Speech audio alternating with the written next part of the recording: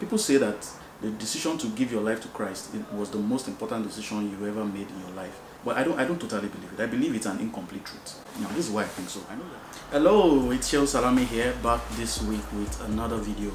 Now, today I want to talk about building a good foundation for a happy home.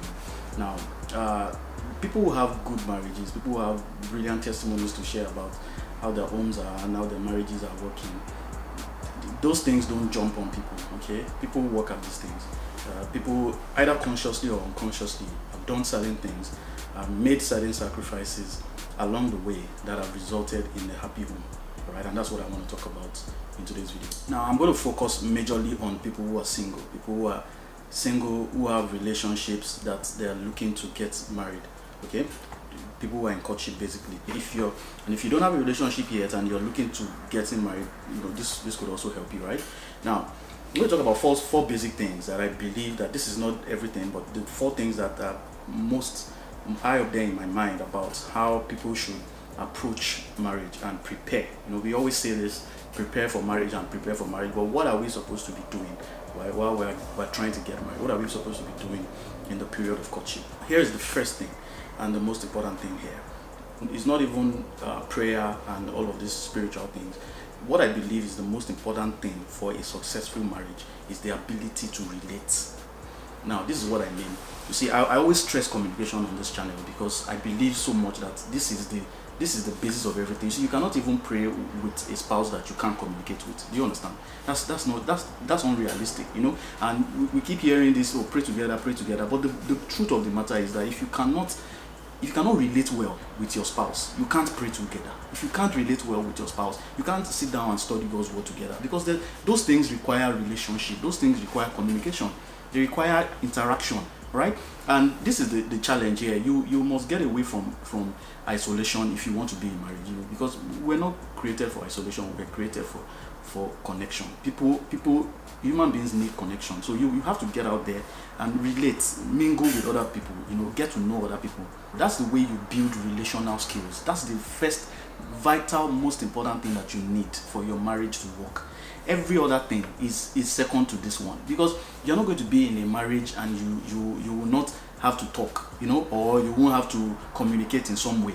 That communication is what drives every other thing. Every other thing is almost like communication is the fuel, is the blood that makes everything else come together, right? So if you have good intentions, no matter how lofty your intentions are, if you can't communicate it effectively to your spouse, there's going to be a challenge. The person is not going to even understand that your intentions are good. They're going to take it the other way, and there's always going to be conflict. Conflict usually gets to a breaking point. There's a point where every human being can take conflict to. Once you get to that point, it's a boiling point. You feel like, I can no longer do this. That's why you hear people say that this marriage can no longer work, right? I'm done with this. I can no longer handle this, because they've reached their boiling point there. They've reached the point where their natural ability can take them.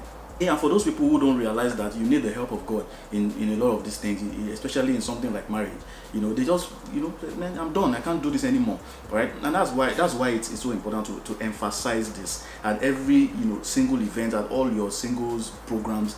Make this the priority, to let singles understand that their time of courtship is a time of communication. It is a time of interaction. It's a time to build relational skills. It's a time to get to know this person.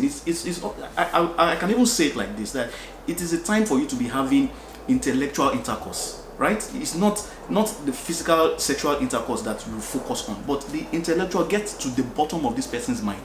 That's the most important part of your courtship, to understand how this person works, to know there's a way you have a conversation with somebody that after a while you begin to understand the person, in the sense that what you can say that would make this person upset. What you say that triggers some emotions, and then you begin to adjust that. That's what understanding is. You now begin to understand this person a bit more.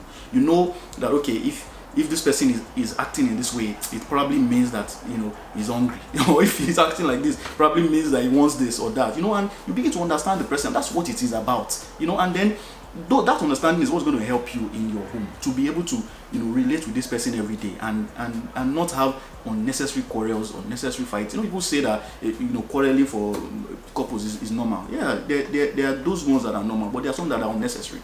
They're just unnecessary quarrels. You can't even talk for 1 hour with your spouse, sit down, have conversations about different things. You can't even talk about any. You guys must fight. There has to be a point where say, why are you talking to me like that? What's wrong with you? Don't you? And then everything just blows up, and then you don't talk to each other for another God knows how long. And it's because while people are courting, they are focusing on kissing and necking. They are focusing on petting and smooshing and all these things, and they leave the most important part of their relationship.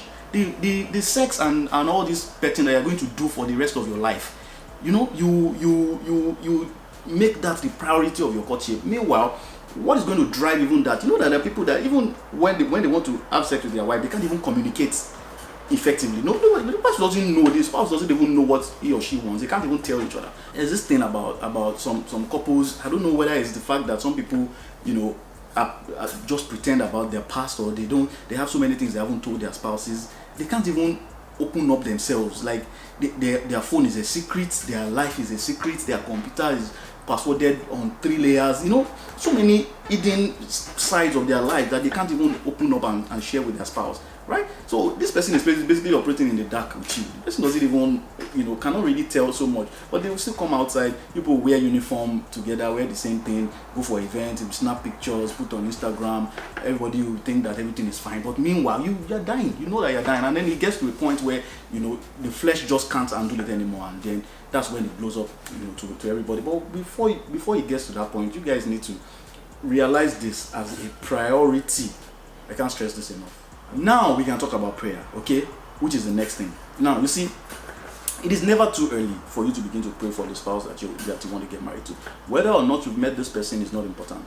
No matter whether you are young, you are a teenager, you are not, as long as you know that you are going to get married one day, right? You are not among the people that have the grace not to get married, because marriage also is not for everybody. That one is another matter for another day. Okay, but if you know that you are not among those people that have the grace for celibacy, and you're going to get married and raise a home for God someday, you need to begin to prepare as early as possible, as early as you know God, as early as you understand that, okay, this is for me. You begin to pray about that and begin to prepare yourself and begin to talk to God about the person that He has prepared for you.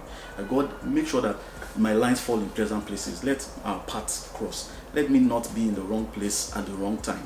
Right? Let everything work together for good, the way you have planned it exactly. Okay? And then you begin to pray that for things in the person's life, that if this things that might hinder a successful home that are in your own life, you pray about that. The things in the person's life, you pray about that. There are so many things to pray about, so many layers of different things that you need to pray about before marriage. And you take this to God. And then the other thing here is that you need to begin to pray to God about a direction for the person. Even if you have not met the person, you pray for a direction. You ask God, what are the signs that I will use to know when this person eventually comes? How am I going to know? So that you can check when people begin to come your way. You can check with what God has told you. So you are not in confusion. You are not dancing around. You are not, just being waved around, and people, because at the point when you start getting to a certain age, people are going to start putting pressure on you. If it doesn't come from your biological parents, it could come from your spiritual parents. It could come from your friends. It could come from just you seeing other people getting married alone.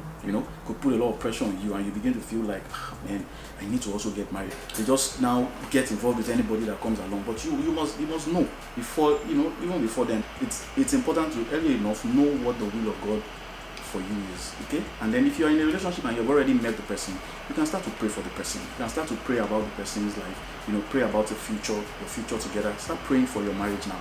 Start laying a good foundation in that sense. Start praying about your home. Start praying for your children. Start talking about the things that you want to see. Okay? And start praying about those things. Don't wait until they begin to happen, or when challenges begin to come for you to now start praying. Start now declaring the things that you want to see, and pray for your home, pray for your finances, pray for the ministry that God is committing into your hands, pray for everything that marriage involves, pray for the challenges that are going to come along, because successful marriages don't just happen. Okay, they will put in work for this thing, right? So you must understand that. And if you're a child of God, this is one of the weapons that you have. It's one of the advantages that you have as a child of God, is that you can go on your knees and talk to God. God, I want to be in a happy marriage. I don't want my marriage to be one of those ones that will be in the statistics of divorce. Okay, I'm not in the league of people who say if it doesn't work, you can take a walk. No, this has to work. It's either it's going to work or it is going to work, and this is what it is. So you take that to God, and you're not just approaching it with your strength. All right. Now the next thing is to get information. Now, and this is a two-in-one. Now, information could be in form of books, could be in form of materials, getting CDs, tapes, getting seminars, going for seminars, marriage conferences, and just get information and understanding of the subject of marriage, understand the purpose of marriage, understand what God's idea about marriage is. How did this whole thing even start? Okay, because many people think that this marriage was man's idea, something that people just realize that I can actually find somebody and marry them. No, God instituted this thing called marriage, and there's a purpose behind it. He instituted this for a reason.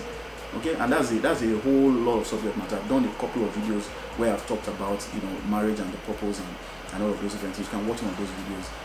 Marriage was not, sometimes we get carried away and we feel like marriage is just a place where I'm supposed to come and just be happy. There's a deeper purpose than that for marriage, all right? And you have to know that. You have to find out. You can't learn that by staying up and watching movies at night when you are preparing for your marriage. You have to put in the work. Start reading now. Start reading books. Start going out to conferences. You hear there's a marriage seminar by men of God you can trust, or go there and sit down, listen to these things. Get your mind informed, get understanding, understand how the mind of a man works, how the mind of a woman works, know the challenges that people have faced in their own marriages, how they've been able to overcome it. That's the cheapest way. Where people write books about their marriage challenges, you go after those things and read them up. That way you are cheaply getting into their lives and extracting the information, that lessons that they've paid the price for. You just get it by reading the books. So please take advantage of that. Read books, read wide on the subject of marriage. If you know that you're intending to get married and that's what your focus is, don't even read any other book, okay? Make sure it's just marriage books you're reading, and it's that serious, okay? You take your time and do that. Now, this is so serious. This subject of who to marry is so serious, and I want to say this here. It might sound a bit controversial, but this is what I believe. You see, people say that the decision to give your life to Christ, it was the most important decision you ever made in your life. All right? Now that's good. That sounds very spiritual. It sounds very true. Yeah. But I don't totally believe it. I believe it's an incomplete truth. Now this is why I think so. I know some of you are going to take me up on this, so I need to make it very clear. Okay, this is what I'm saying here. You see, we can say that your salvation decision is the most important decision because it has to do with your decision to give your life to Christ, right, and to end up in heaven at the end of the day. That's good. But look at it this way.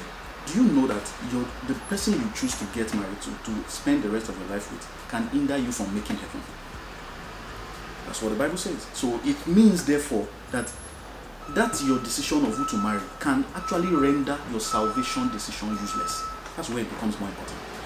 This is the other part of it. You see, and I'm trying to be very careful. That's why I'm taking it slowly, so that you don't misunderstand me. Now, because I know for some spiritual folks, this kind of things are very touchy. So, this is what I've always believed. How can you come and tell me that, marriage is more important than salvation? That's not what I'm saying. So just listen to me. Now, this is the other part, or the other way to look at it. Do you know that there are people who get born again, which is that they've surrendered their lives to Christ, they've made that most important decision, as it were, and then they go back to the world, they backslide. Yeah? After a while, they probably, realize what they've done, like the prodigal son, and they come back to God. And God accepts them. Do you know that He practically wipes away everything that they've done in their past? To them, they might not wipe it away, but God, He has forgotten. Do you understand? Everything is over. And those guys are going to actually go on and become mighty men of valor. And after a while, they will even forget their past, and they will now be using the past even to be converting other people. And be telling them, I used to be an armed robber, I used to be an occultic person. Do you understand? And they'll be fine. Their lives will go on well, and everything will be good. In marriage, if somebody gets involved with somebody, gets married to somebody, and ends up in a divorce, go and ask the people who have gone through a divorce. It's a painful thing. People don't get over divorce. Listen, this is not. Go and ask. This one, when people talk about these things in public, they want to make it sound like, I'm over the person. No, sir, you're not over the person. Whenever they hear about these people, there is bitterness, there is malice, there is a root there of bitterness in the heart of people concerning the people that they've divorced. For relationships where people are not in marriage, exes, relationship exes, it's not as serious. It's not a big deal. But even in that, there are some people that once they've had sexual intercourse with people, to get over them is a problem. Much more marriage. When people who have had children together, they live together for years and then they divorce. You never get over that. You can't just come back and just everything will just be fine. No, sir. People want to tell themselves a lie, but in the real sense of it, when you ask people who have been through it genuinely and ask them conversations, open, frank truth, let them tell you the truth. They will let you know. I mean, you don't get over that thing. So it is so important that you pay attention to this choice that you want to make, this decision that you want to make. It is the most important decision you will ever make. You can quote me on that. Now, moving on. The second part of information now is the final point that I want to make, and that is mentorship. Okay. Like I said, there are so many other points, but I don't want to go beyond this. The video is already long enough. Okay. Now, mentoring here is that you look for a couple. Look for a couple that are older than you guys, or that are more experienced in marriage than you, that have a success story to tell. Okay, that have been through the challenge of marriage and they've overcome that challenge. They've spent years in marriage and their marriage is working. You have to go under those kind of couples and learn, right? And be mentored by them and ask questions, ask important questions. How did you do this? How did you do that? Has there been any situation or circumstance that made you think this was never going to work? Have you ever thought of divorcing this person? How did you overcome that? You ask important questions, and because it's people who ask important questions that get important answers, right? So you go under those kind of people and learn there and watch their lives and see how things are. You have an opportunity to even live with them under the same roof. That's a great privilege. You watch how they do things, how their lives are, how the man leads the home, what the woman does, all those different things, and it helps there to be able to build on that, right? I'll probably pick it up from here some other time and continue on this subject of laying a proper foundation for your marriage. If you have any questions for me concerning this, anything that I said that you don't really understand or that doesn't seem clear enough, you can put it in the comment section. I'll be willing to take it up in my next video about this subject matter. I hope I've been able to enlighten you a bit more on this subject. Some of the things you already know, some you probably have forgotten. Just to reiterate some of these things, so you understand that marriage is an important decision and it requires work. If it's going to be successful, you have to start that work before you get into it. You have to prepare yourself before you get into marriage, okay? So that you don't get into marriage and receive a big shock. So thank you for watching the video once again. Thank you for always watching my videos. You can like the video if you do, and if you don't like the video, you can dislike it, all right? And subscribe to the channel if you have not already done so, so that you will know when I have a new video out. You need to press the notification bell so that YouTube can send you a notification whenever I have a new video out. Usually that is on Fridays at 9 p.m. Pacific Standard Time in Canada, and if you're in Nigeria, that is 5 a.m. on Saturday morning. I have a new video out at those times. Check out some of the other awesome videos I have on the channel, and I'll see you again next week. God bless you.